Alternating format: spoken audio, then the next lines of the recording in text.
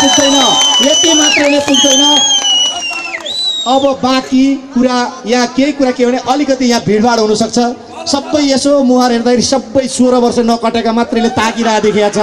त्यसले गर्दाखेरि अलि हलचल हुनसक्छ। त्यसले अलि बाहिर अलि पछाडि हटिदिनु पनि म अनुरोध गर्छु। यदि अगाडि पछाडि हटेन भने यो अगाडिको मान्छे सबै तल कुर्सी खाली छ, त्यहाँ गएर बस्दैन भने म आफै गएर बस्छु। मुनालाई बोलाउँदै ल गइदिनु छ। प्लिज अलिकति तल गइदिनु होला। र हाम्रो यहाँ ट्र्याक तयार हुँदैछ।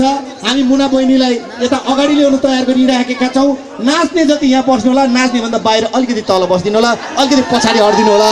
पछाडि हटिदिनु भन्दै अब भने तपाईँहरूको माझमा प्रस्तुतिको लागि आउँदै हुनुहुन्छ मुना थापाज्यूलाई आफ्नो प्रस्तुति पस्किदिनु न। हार्दिक अनुरोध गर्दै जोरदार तालीले स्वागत गरिदिनु अनुरोध गर्छु। धन्यवाद उद्घोषकज्यू। आज रामेछाप दोरम्बा गाउँपालिका काठमाडौँ सङ्घीय जनसम्पर्क मञ्चका आयोजित कार्यक्रममा भेटघाट कार्यक्रममा उपस्थित सम्पूर्ण रामेछापवासी सबैलाई बुबाआमा दाजुभाइ दिदीबहिनीहरू मेरो सोल्टा सोल्टिनीहरू सबैलाई म गोर्खाली चेली मुना थापा मगरको तर्फबाट साङ्गीतिक नमस्कार टक्राउन चाहन्छु। नमस्ते है सबैजनालाई। सन्चै हुनुहुन्छ है? एकदमै खुसी लाग्यो। पानी परिरहेको थियो, अहिले पानी पनि बस्यो होइन। स्वास्नी भनेको होइन, मैले हाल खबर सोधेको है। र स्टेजमा बस्नुहुने विशिष्ट व्यक्तित्वज्यूहरूमा पनि मेरो नमस्कार र विजय हुने टिमलाई हृदयदेखि एकदमै हार्दिक बधाईका साथ शुभकामना पनि दिन चाहन्छु। र जति पनि जनताले यहाँहरूलाई विश्वास रहने आशाका साथ यहाँलाई जिताउनु भएको छ, यहाँले पक्कै पनि राम्रो काम गरेर देखाउनुहुन्छ भन्ने एकदमै आशामा छु म पनि। र म पनि पुगेको छु दोरम्बा अनि त्यसै गरी मानपुर अनि मन्दरसम्म पुगेको छु। रामेछापको धेरै ठाउँमा घुम्ने इच्छा छ।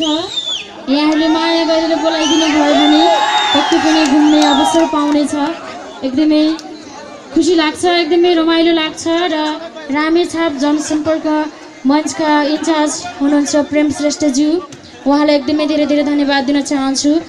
अरूको त मलाई त्यति थाहा छैन नाम, म माफी माग्न चाहन्छु। सम्पूर्ण टिमलाई नै हृदयदेखि धेरै धन्यवाद दिन चाहन्छु जुन यो माहौल मिलाइदिनु भयो, यहाँसँग भेट हुने एउटा अवसर जुटाइदिनु भयो। र उहाँ मेरो भेना पनि हुनुहुन्छ। मेरो बिहे भएन भनेर एकदमै चिन्ता गर्नुभएको छ है। अनि मेरो अघि नै भनिसक्नु भयो दाई सञ्जय दाई, उहाँले त भने जस्तो ज्वाइँ पायो भने आजै लगे हुन्छ भन्नुभएको छ। एकदमै चिन्ता गर्नुभएको छ। झन् घरको बाको त कुरै नगरौँ है। मेरो बाह्र आमालाई त नाति नातिनीको मुख हेर्न मन लागेर हैरान छ। यसो हेरेको आज है, म मन्दर पनि पुगेँ अनि मानपुर पनि पुगेँ, कसैले आँट गरेन क्या। आज यसो हेरेको एउटा चाहिँ छाड्नुपर्छ कि जस्तो लाग्यो। सबै सानो मात्र देखिरहेको छु है। आफूभन्दा सानो, आफूभन्दा ठुलोको फेरि घरमा बुढी छ कि भन्ने डर।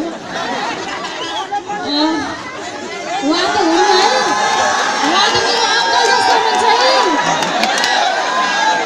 अलि ठिक्कको चाहियो है, बिचको चाहियो कि, सानो पनि होइन ठुलो पनि होइन, बिचको।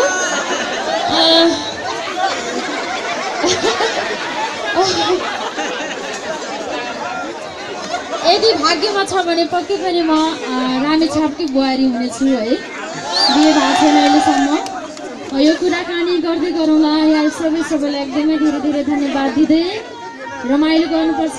मसँग हुनुहुन्छ आदरणीय दाजु सञ्जय गुरुङ, उहाँलाई पनि म सम्मान व्यक्त गर्न चाहन्छु। अनि अघि नै एकदमै मिठो गीत गाएर जानुभयो सुनिला गुरुङ। अनि त्यसै गरी शशिकला जी त गइसक्नु भएको छ, उहाँको गीत पनि एकदमै मनपर्छ। तपाईँहरूको चेली रहेछ आज थाहा पाएँ। म धेरै बोल्न चाहन्न। अब यहाँको माझमा म गीत नै गाउन चाहन्छु।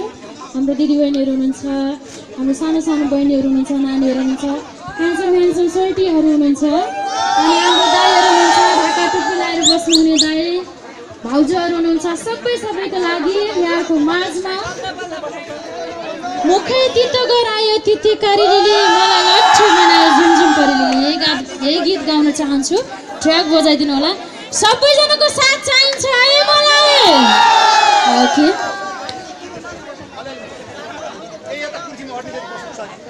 त्यसै गरी हाम्रो एकदमै राम्रो कार्यक्रम सञ्चालक लोक भेनालाई पनि म धेरै धेरै धन्यवाद दिन चाहन्छु।